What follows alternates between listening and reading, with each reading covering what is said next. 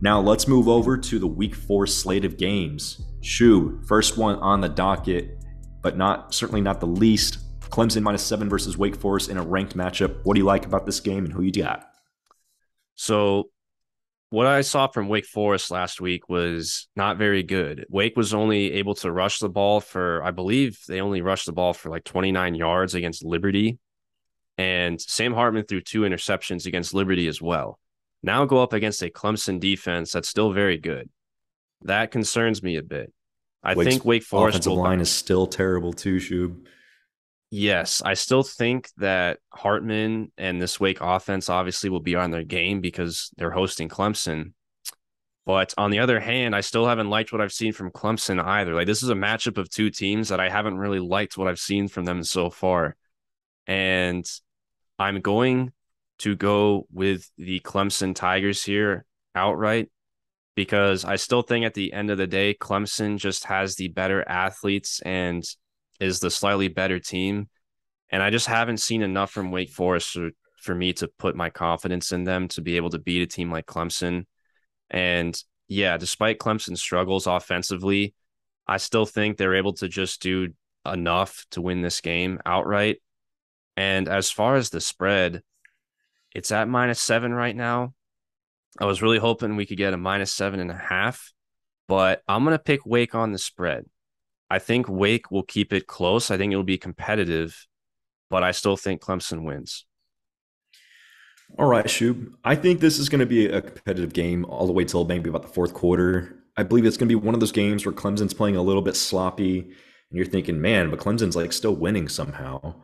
It's going to look really ugly, and then in the fourth quarter, Clemson always seems to do this in a game or two every year where they look a little off, and then in the fourth quarter, it's still a game. They're up by a little bit, or they might even be down, but then all of a sudden, like a couple changes in the whole tide of the game just happened to push Clemson up by like 2 scores, and it usually just ends right there. And I think Clemson's in for that again. I think Clemson is going to go ahead and it's going to be close entering the fourth quarter. They may even be down, but ultimately I think something's going to happen that's going to push Clemson above that 7 mark and give them the win. I'm going Clemson outright. See, I wish I could have that confidence, but I don't have confidence in either of these teams right now. So, Well, speaking of confidence, let's go to a game where you can't pick the spread without picking the money line. The Iron Skillet. This one is going to be a very interesting game. ooh, TCU, very SMU. interesting. SMU hates TCU. TCU hates SMU. But guess what? Sonny Dykes was just poached by TCU from SMU. There's bad blood in the water. There's going to be a good crowd at this game. SMU is going to be on their game. It's TCU hate week over there in Dallas. This is going to be a battle, Shoob. Who you got? This is a game that the casuals probably won't pay attention to, but I will be paying heavy attention to this. I think it's going to be chippy. I think it's going to be scrappy. This is why we love this sport. It's because of games like this. The head coach of SMU goes across town to Fort Worth and is now the head coach for your arch rival. And it is at SMU, which makes it even better. It's a PK, so that means the spread is completely even here. Or I hate to do this to SMU. You put up a good fight against Maryland last week. I think SMU is still a pretty solid team. Don't get me wrong, but I am a little bit higher on TCU than most people. So I'm going to give my edge to TCU on the road. But don't get me wrong, I think this will be a scrappy, competitive game. And I got TCU here, PK. Shoob, I also took TCU on the over, and this game is going to be pretty essential to them getting that over because I think there's going to be a lot of variance in the middle of the pack in the Big 12.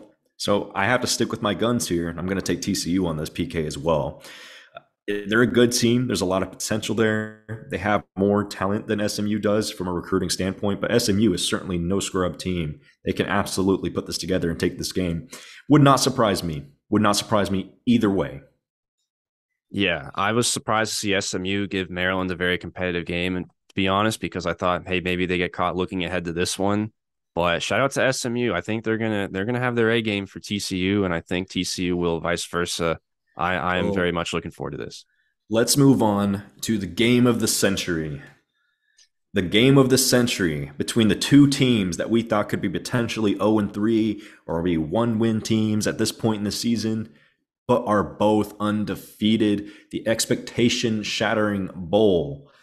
The Kansas Jayhawks and the Duke Blue Devils. Where you at, Shoob?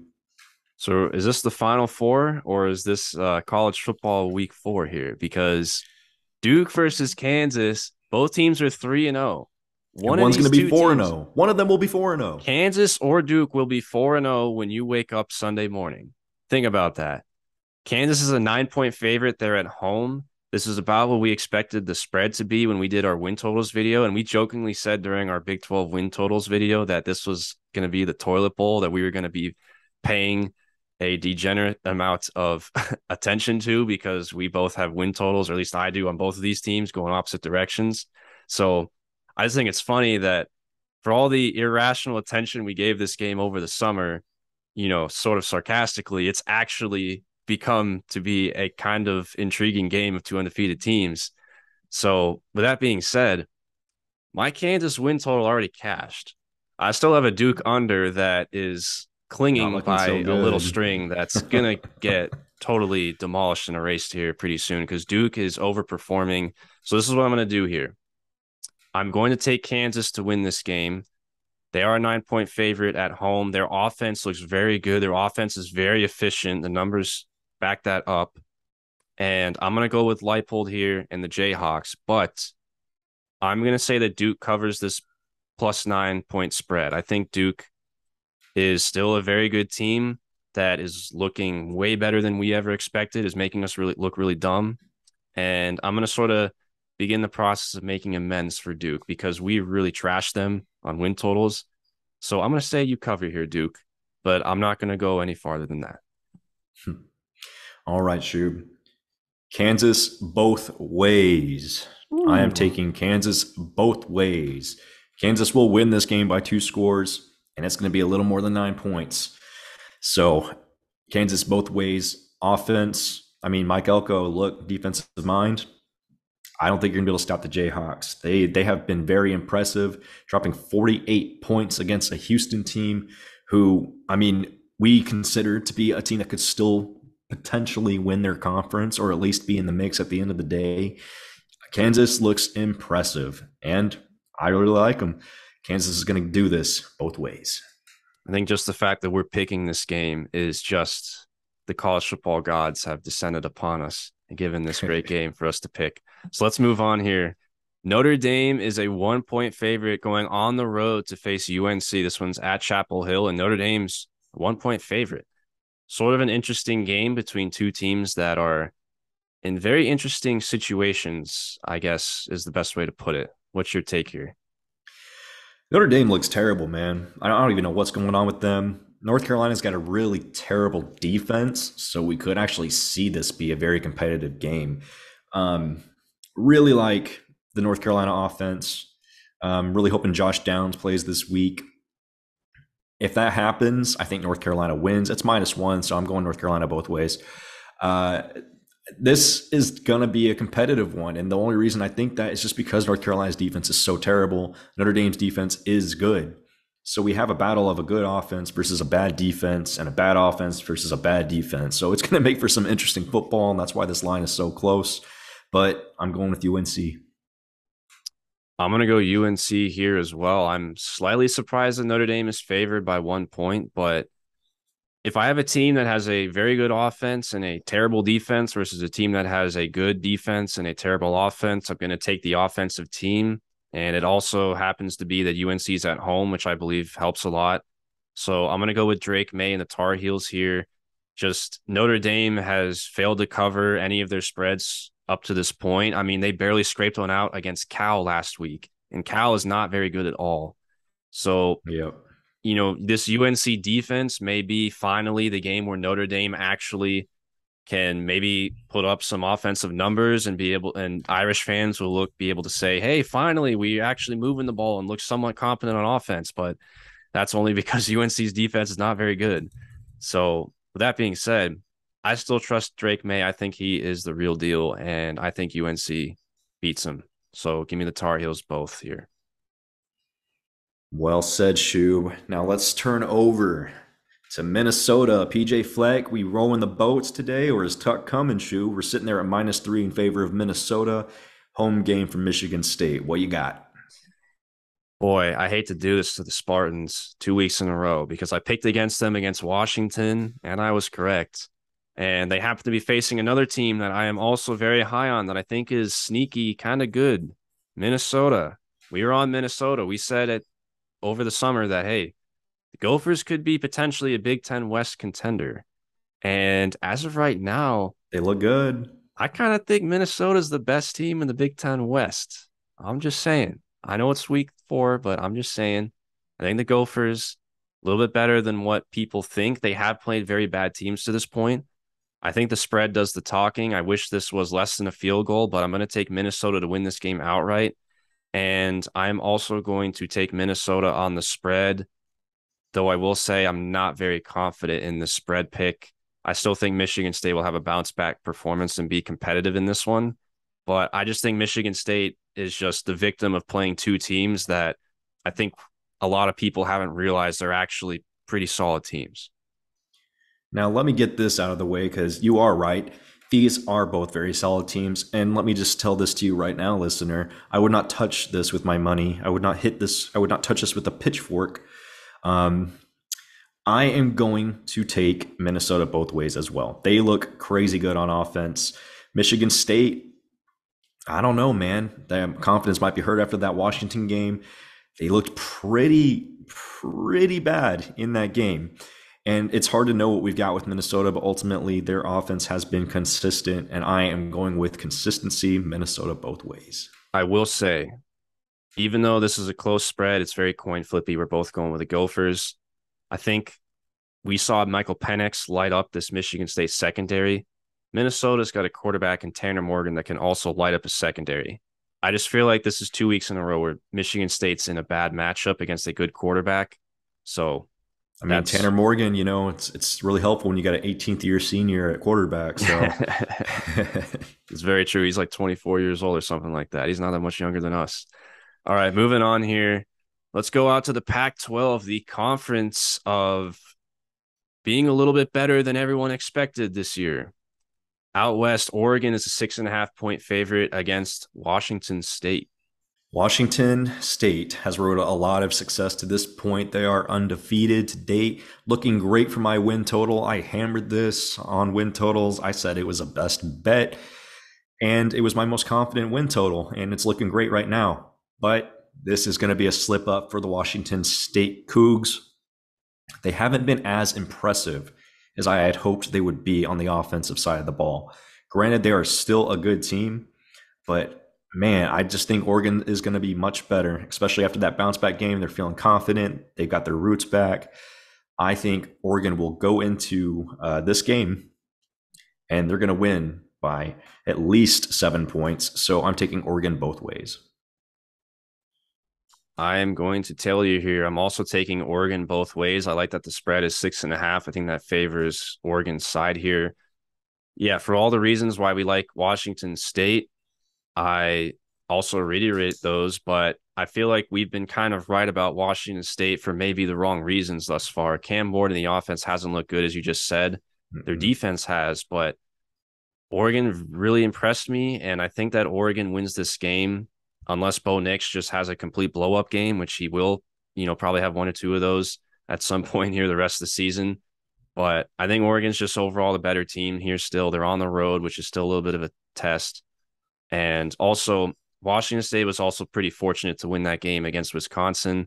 They got a ton of turnovers and fumble recoveries at very opportune times. So And I didn't think they were going to win that. I didn't think they were going to win that Wisco game when I hammered that win total. And so that just helps that much more.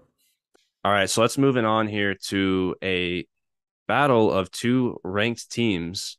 A lot of people are saying that Florida shouldn't be ranked, and I would say I agree if you judge the top 25 based off of power ratings, because I don't believe Florida is power rated as a top 25 team, but they still do have that win against Utah, which looks very good for their resume.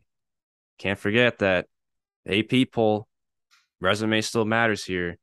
But with that being said, a Florida team that's not looking very good right now, and a Tennessee team that has so far, I would say, probably met expectations. A lot of people that were high on Tennessee probably have to be happy about what they've seen so far. This one is in Knoxville, and Tennessee is an 11-point favorite.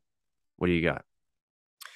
Florida looks bad. Tennessee looks really, really good on offense.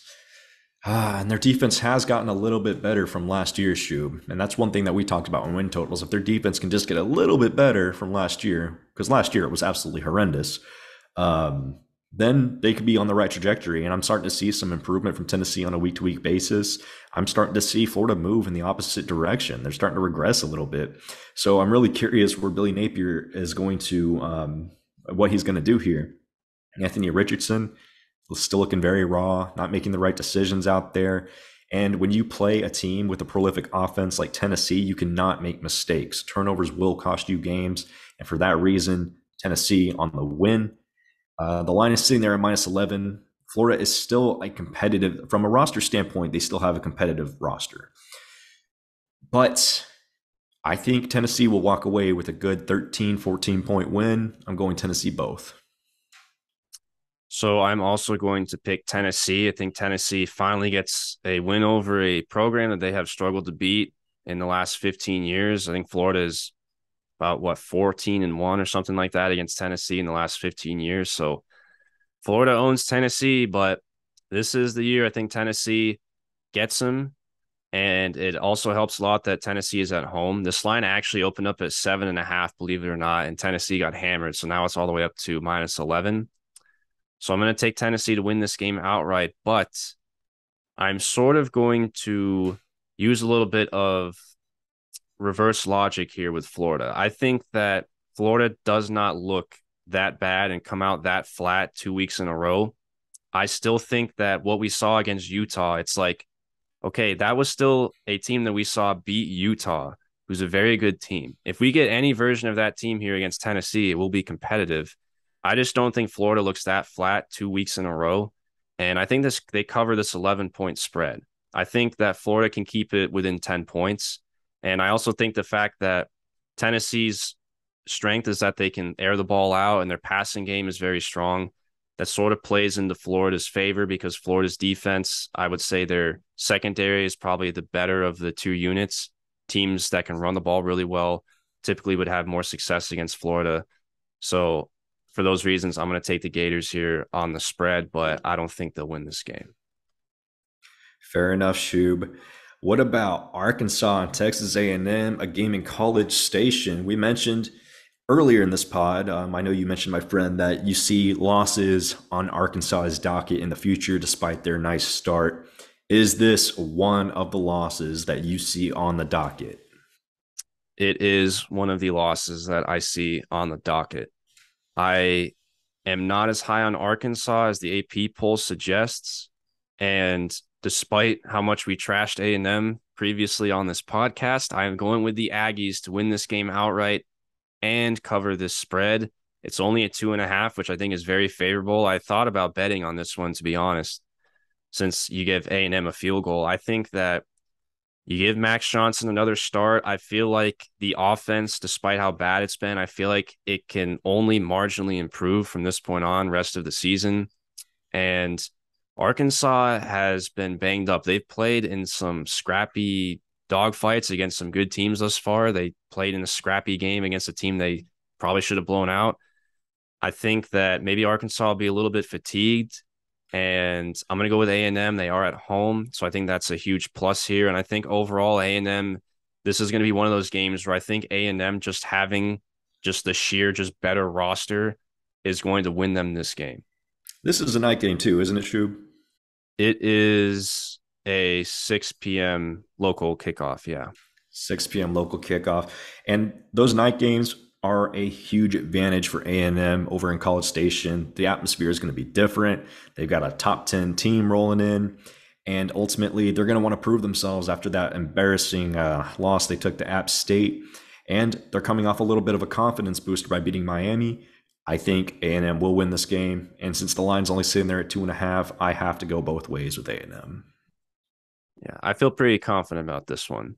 So now let's move on here A game featuring a team that looked very good last week and a team that did not look very good last week. Kansas State going on the road to Norman to face Oklahoma. The Sooners are a 13-point favorite. What's your take here?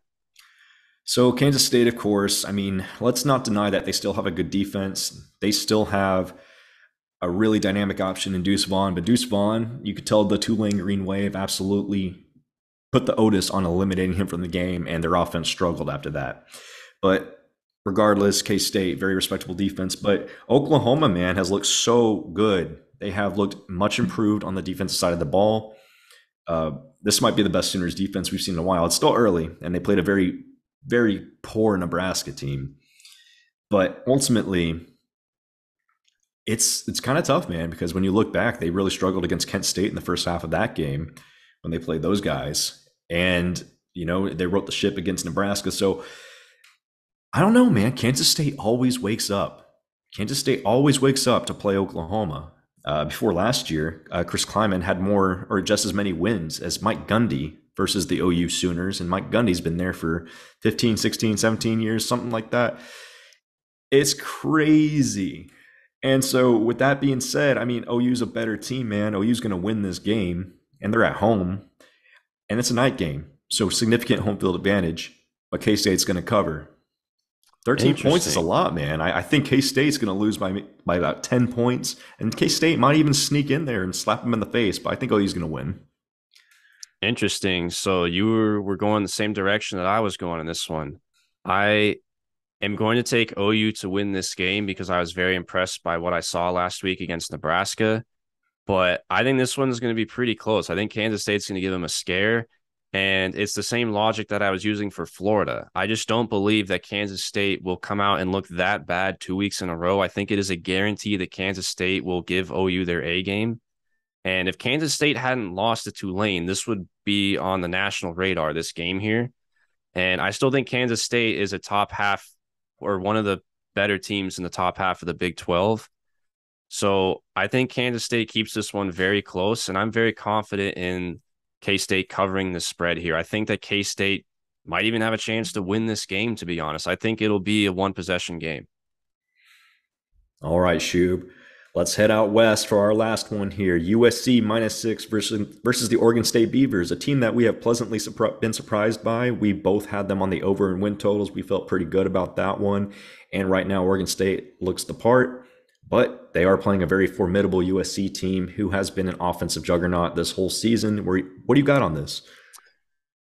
So I said at the beginning that we were picking these games off the cusp. And so far, I've had a pretty good feel for what I've been doing.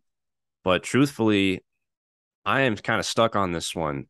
So was very much contemplating picking Oregon State on the upset here. And I know I've been fading USC so far this season. Last week against Fresno State, that didn't really work for me, though Jake Haener did get hurt, which didn't help. But still, USC is looking a little bit better than I would have expected. But I'm still going to keep pushing this narrative, man. I'm going to keep dying on this hill until my course is disintegrated. And I'm going to go balls to the wall here.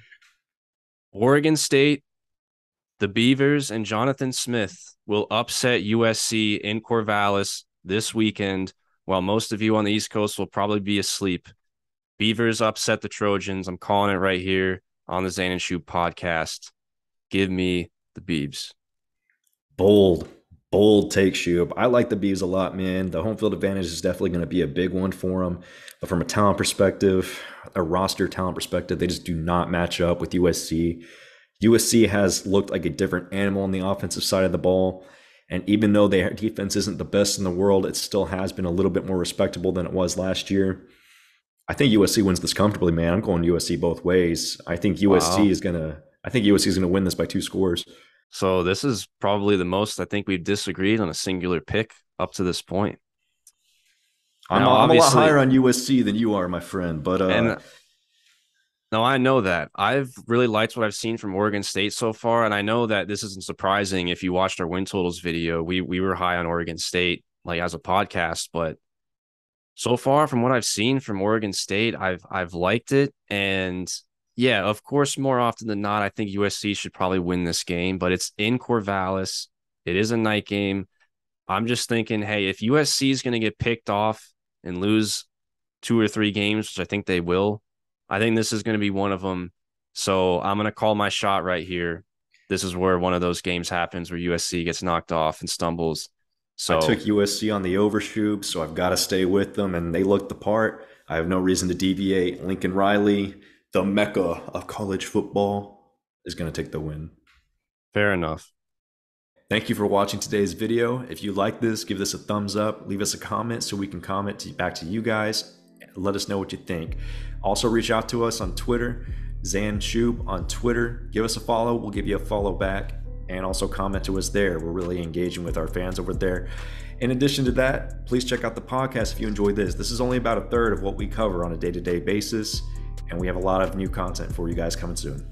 Go and check out the pod. If you have Apple Podcasts, go ahead and check it out. We give a lot more content, in-depth breakdowns of teams that you don't get here on YouTube. Please go ahead and check out our podcast for your drive home from work, whatever it may be. Go ahead and check it out. A lot more Link to hear in from description. us. Links in description. See y'all later. Have a great day.